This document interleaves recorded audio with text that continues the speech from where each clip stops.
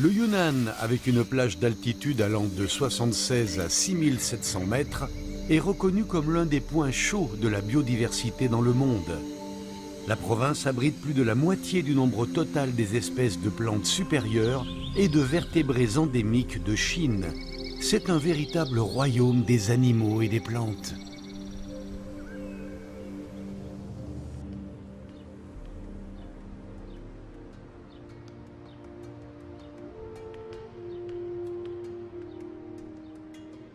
Monsieur Wu Zhengyi a mis 10 ans pour le faire.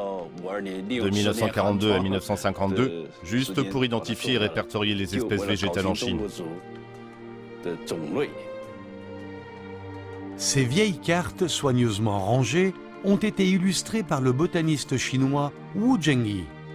Même à l'époque de la guerre, il dessinait et écrivait tranquillement sous une lampe à pétrole dans la salle des spécimens. Sur plus de 30 000 cartes figurent le nom, l'apparence et les caractéristiques de presque toutes les plantes chinoises. Grâce aux cartes de l'académicien Wu Zhengyi, 312 auteurs et 164 dessinateurs de plus de 80 unités de recherche scientifique et d'enseignement ont compilé le chef-d'œuvre botanique Flora of China. Avec plus de 50 millions de caractères, c'est le plus grand et le plus riche ouvrage du monde en la matière. En 2007, sous l'impulsion de l'académicien Wu Zhengyi, la Banque de ressources génétiques d'espèces sauvages du sud-ouest de la Chine a été fondée à Kunming, dans le Yunnan.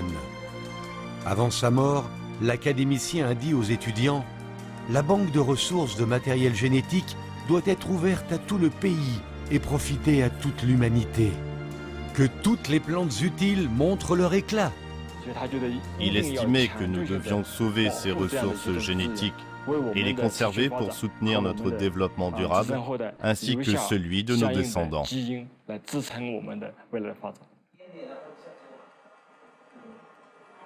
Ce sont des graines de saule de Sinan. Elles ont été nettoyées. Cette radiographie montre qu'une seule d'entre elles est endommagée. Ensuite, le taux de graines pleines est de 95%, ce qui répond à nos exigences. On pourra ensuite les mettre en réserve.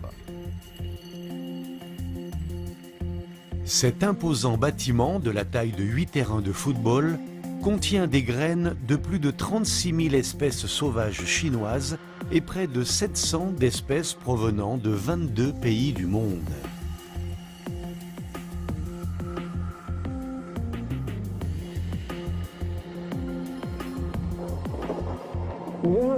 En théorie, ces graines peuvent être conservées dans notre chambre froide pendant des milliers d'années. C'est une arche de Noé pour nos plantes. Aujourd'hui, plus le plasma germinatif conservé par l'homme est grand, plus il y a d'espoir en l'avenir. À Beijing, la Banque nationale de plasma germinatif des cultures de Chine conserve sur le long terme 520 000 matériaux génétiques, dont toutes les semences de plantes cultivées et celles de leurs parents proches sauvages découvertes en Chine. Ces ressources génétiques végétales se classent au premier rang mondial. À Hohhot, la banque de plasma germinatif des plantes indigènes de Chine conserve 12 000 matériaux génétiques, 100 000 spécimens de plantes et 1,4 million échantillons de sol. Elle fournit des ressources suffisantes pour la conservation de la biodiversité des prairies, la réhabilitation écologique et le développement des herbages. À Yantai, la Chine a établi la première banque de mutagénèse quasi saturante du blé au monde. Cela signifie qu'elle conserve presque toutes les mutations génétiques possibles du blé. Ainsi, la Chine accumule les connaissances les plus poussées sur l'une des cultures les plus anciennes de l'humanité. Les gènes de chaque espèce se sont formés après des milliers d'années d'évolution dans des conditions écologiques différentes. Les banques de gènes de Chine veillent ensemble sur le rêve de l'humanité, enrichissent la magie de la nature et perpétuent la beauté de la vie.